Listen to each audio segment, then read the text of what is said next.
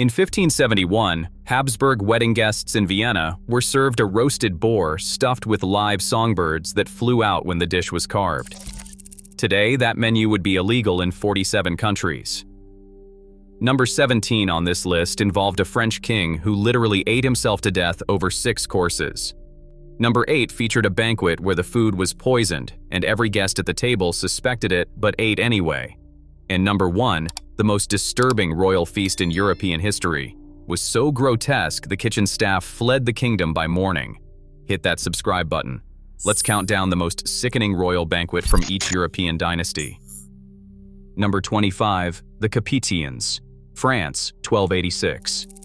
At the coronation feast of Philip the Fair in Paris, the royal kitchen slaughtered 380 oxen in a single afternoon. But the dish that made foreign ambassadors set down their spoons was the resurrected swan. Cooks would skin a swan whole, roast the meat inside, then sew the feathered skin back on, so the bird appeared to stand alive on the table. The beak was gilded with molten gold. Ambassadors from Aragon wrote home that the smell of burning feathers clung to their robes for weeks. Servants whispered that the swans were sometimes still alive when the gold was applied to their beaks.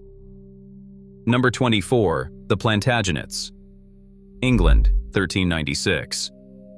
King Richard II married a 7-year-old French princess named Isabella of Valois. The wedding banquet at Westminster produced what one chronicler called a roast that walked. Cooks took a peacock, removed its skin in one piece with feathers attached, roasted the meat over an open fire, then sewed the feathered skin back on. Inside the peacock was a stuffed swan. Inside the swan was a pheasant. Inside the pheasant was a partridge. Inside the partridge was a lark. 8 cooks worked 2 full days on the bird.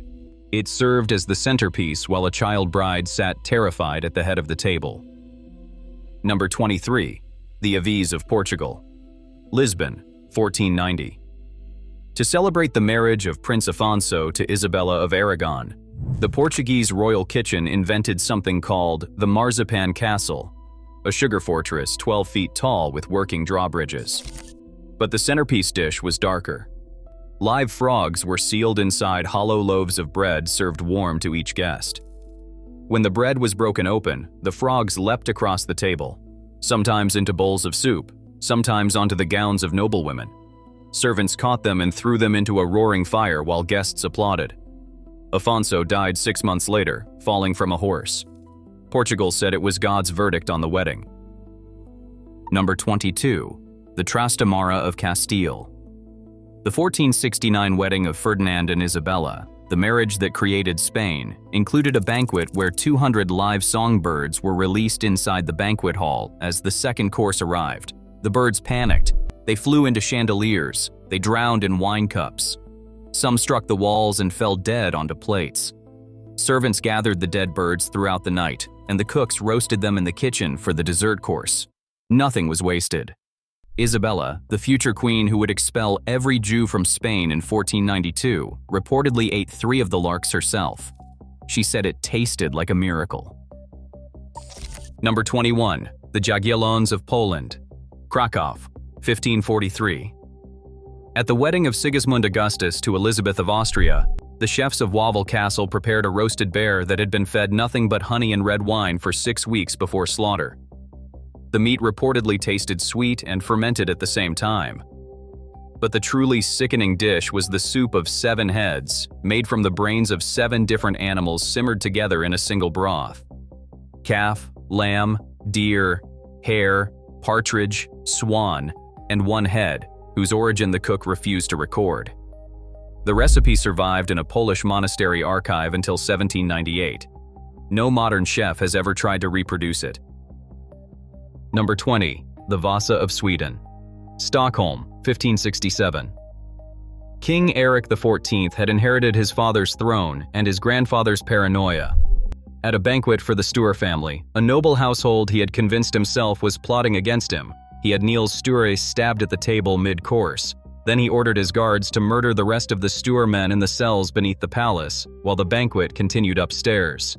The dishes served that night included a roasted goose stuffed with chestnuts and a spiced claret the Swedes called bishop's blood. Eric went fully mad within the year. He died in prison in 1577. Some say the cook finally poisoned his pea soup. Number 19. The Oldenburgs of Denmark.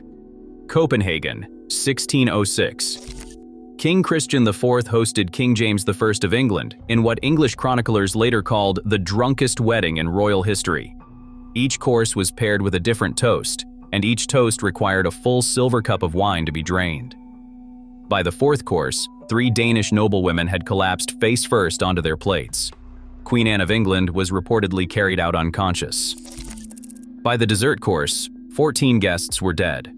Officially, the cause of death was listed as excessive joy. Modern historians believe it was alcohol poisoning combined with food prepared in lead-lined pots. First pattern break. Here's the thing nobody tells you about the royal banquet. These dinners were not designed to feed anyone. They were designed to break people. Every European monarchy used food to humiliate ambassadors, to test the nerves of rivals, and to demonstrate that the king could waste in a single evening what an entire village could not produce in a year. The smell of rotting meat, the sight of dying animals, the screams from the kitchens, the bodies of unconscious guests being dragged out between courses. None of it was an accident. The cook who understood this lived. The cook who did not, vanished. Number 18. The Wettins of Saxony. Dresden, 1730. Augustus the Strong of Saxony, so named because he reportedly fathered 354 children, threw a banquet at Zythine that has been remembered for 300 years. The centerpiece was a single pie 8 feet across, large enough to feed an entire regiment. Inside was a roasted ox, and inside the ox was a roasted deer, and inside the deer was a goose stuffed with sausages. 24 men carried the pie into the hall on a wheeled platform. But the truly sickening detail came at the end of the night. Augustus had ordered a fountain installed in the center of the table that ran with wine pumped from a barrel beneath the floor. By midnight, the wine in the fountain had turned pink.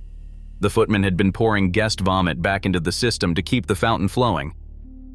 Number 17. The Bourbons of France. Versailles, 1715. Louis XIV, the Sun King, ate himself to death over 6 final courses. His last banquet was attended by 200 people, and the king could no longer chew because gangrene had taken his lower leg.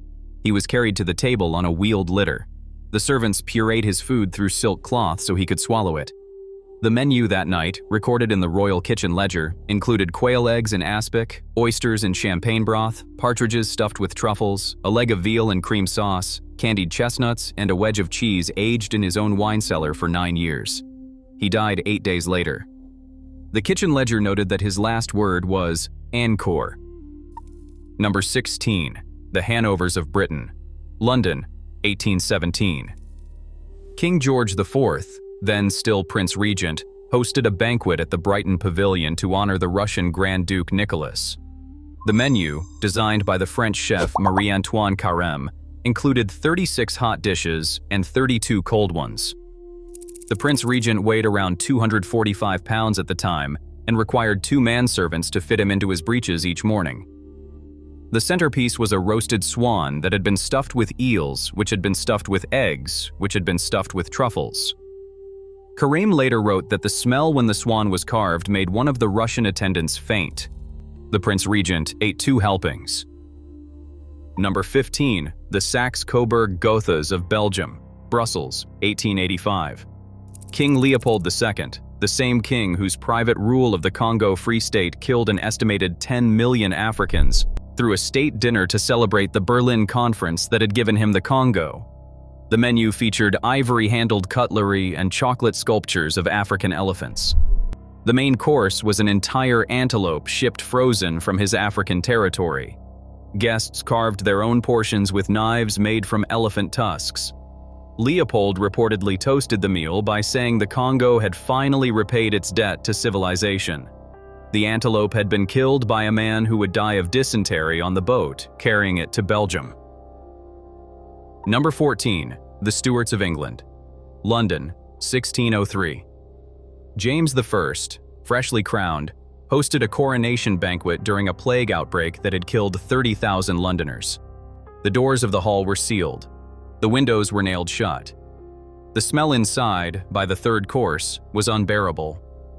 The king served his guests a dish called pickled lampreys, a kind of jawless eel that had killed Henry I 468 years earlier when he ate too many. James thought serving them was a joke. 3 of his guests left the table in tears. 1 nobleman vomited into his hat. The lampreys had been preserved in vinegar for so long they made the inside of guests' mouths bleed. Number 13. The Hohenzollerns of Prussia, Berlin, 1733. King Frederick William I, father of Frederick the Great, threw what he called a tobacco college, a daily banquet where ministers were required to smoke pipes and eat black sausages while the king ranted about military discipline. The food was deliberately revolting. Pickled herring covered in cream, sausages stuffed with offal, beer so bitter it had to be sweetened with honey. Ministers who refused to eat were beaten with the king's walking stick. Ministers who threw up were beaten harder. One Dutch ambassador wrote that he survived the meal by hiding sausages in his sleeves. Another resigned his post the next morning. Frederick William called it character building. Second pattern break. Here is something they do not teach you in history class. Royal banquets were political theater. Every dish carried a coded message, and across European courts, kitchens employed not only cooks but coded message specialists who arranged food on plates to convey threats, alliances, or warnings. A pheasant facing left meant friendship. A pheasant facing right meant the diner should leave by morning. A capon with its head removed meant the diner should leave immediately and never return. A glass of wine poured by the king himself meant either the highest honor of your life or the last drink of it. You had no way to know which until you swallowed. Number 12. The House of Savoy, Turin, 1696. Victor Amadeus II hosted a wedding banquet for his daughter Maria Adelaide, who was being married off to a French prince at the age of 12. The kitchen prepared a 30-course meal. By the 20th course, the child bride had vomited twice into a silver basin held by a lady-in-waiting. By the 27th course, she was unconscious. Her father insisted she be revived with smelling salts and propped upright so the dinner could continue. The 30th course was a sugar sculpture of her future husband holding her as a bride. She would die at 26. The Savoy Kitchen Ledger described it as the most successful banquet in living memory. Number 11. The Wittelsbachs of Bavaria, Linderhof Castle, 1880. King Ludwig II, the Mad King, ate alone. But not really alone. He set the table for 4 every night and held conversations with empty chairs assigned to Louis XIV, Marie Antoinette, Madame de Pompadour, and the composer Richard Wagner. Servants were ordered to bring food on a mechanical dining table that rose from the floor below, so the king never had to see another human being while he ate. The conversations he held with the empty chairs were recorded by servants listening through the walls. He apologized to Marie Antoinette for the French Revolution. He thanked Wagner for the music. He ate 12-course meals alone for years before he was declared insane and drowned in a lake under circumstances no one has ever truly explained. Number 10. The Valois of France, Paris, 1574. Catherine de' Medici, the Queen Mother of France, hosted a banquet at the Tuileries that became famous for 2 things. The first was that she introduced the fork to French dining, a utensil her Italian cooks had brought from Florence. The second was that she ate herself into a coma.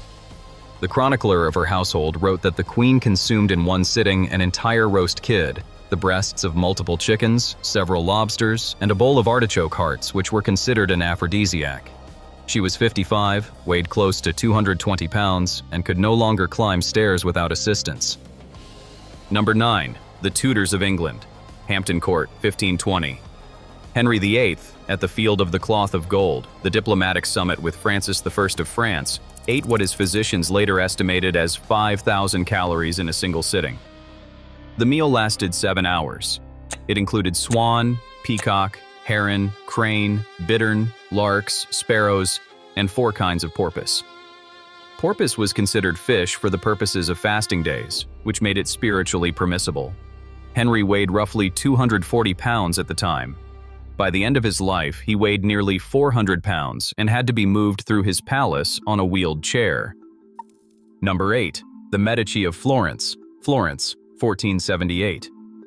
After the Pazzi conspiracy, in which Florentine rivals tried to assassinate Lorenzo de' Medici during Easter Mass, Lorenzo invited the surviving conspirators to a reconciliation banquet. They came knowing exactly what was about to happen. Refusing a Medici invitation in Florence in 1478 was the same as confessing the crime.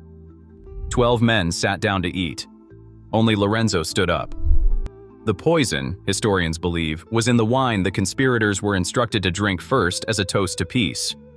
They drank slowly. They drank knowing. They died at the table over the course of the meal.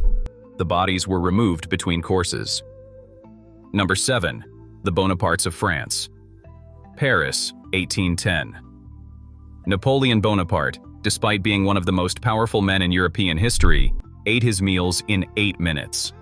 He timed himself with a watch. His chef, the legendary Laguerre, prepared elaborate dinners that Napoleon would inhale standing up while reading military dispatches.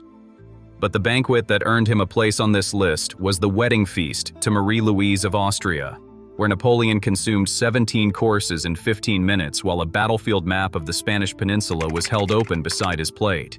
He was vomiting by the 11th course. He continued eating regardless.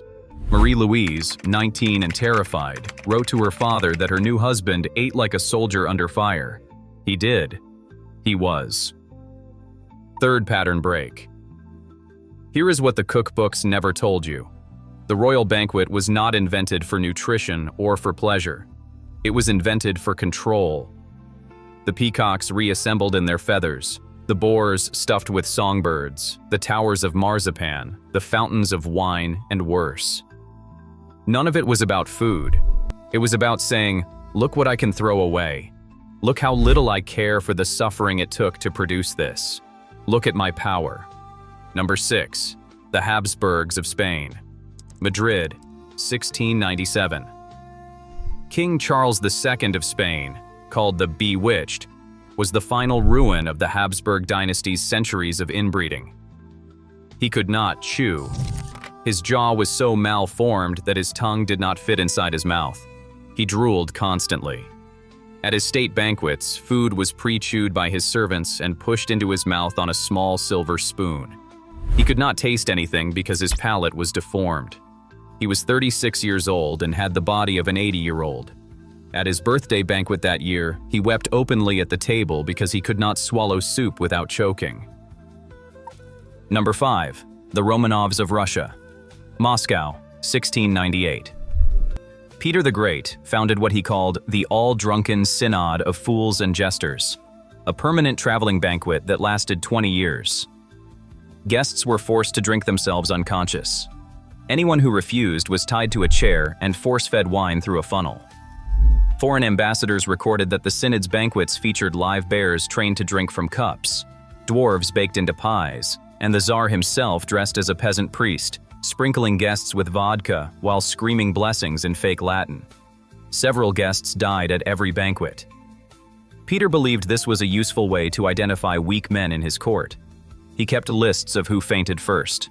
Those men were never promoted. Number 4. The Borgias of Italy. Rome, 1503.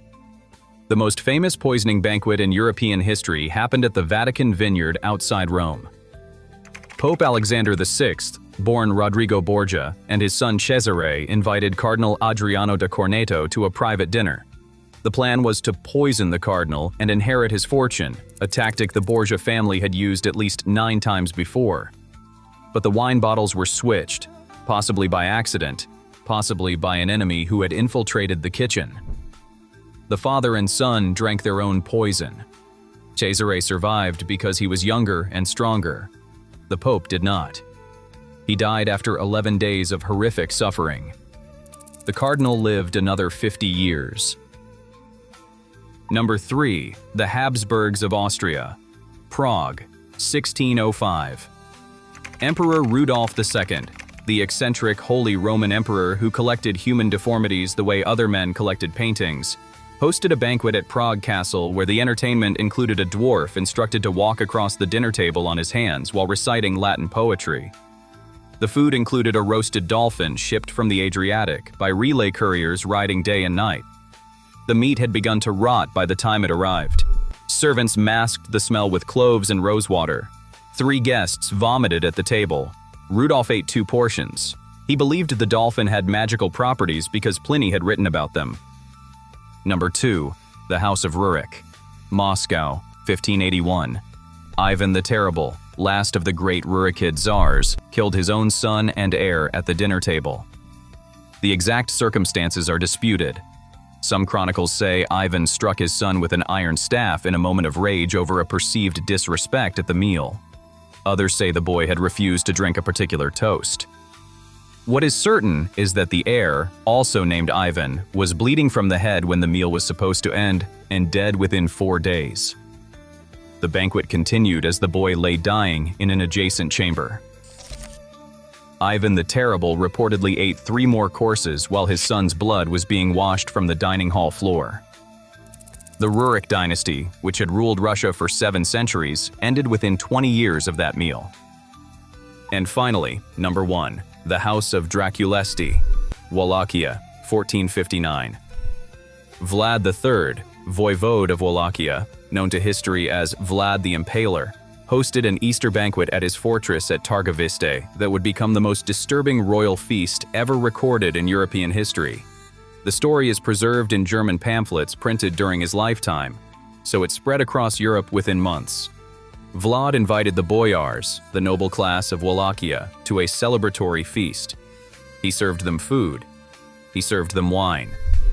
And then, as they ate, he had the dining hall doors barred from the outside. The hall had been built directly beneath a forest of wooden stakes in the courtyard. 500 boyars had been impaled the night before and left to die slowly in the spring air above the windows. The smell, the screams, the sight of the dying men descending in slow agony, all of it filled the banquet hall as Vlad's guests tried to swallow their food. He ate calmly among them. He drank. He toasted them. He told them this was Wallachia now. By dawn, the impaled men outside were finally dead. The boyars at the table never recovered. Several went mad. One reportedly clawed out his own eyes within the week. The kitchen staff who had served the meal fled the kingdom before sunrise the next morning, and not one of them was ever seen in Wallachia again. We remember Vlad as Dracula. We forget that the worst thing he ever did was sit down to dinner. Tell me in the comments which banquet disturbed you the most: the fountain of vomit in Saxony, the poisoned cardinals in Rome, or the impaled boyars screaming above the Easter feast in Wallachia, because these were not just dinners. They were the last expressions of absolute power before the modern world buried it.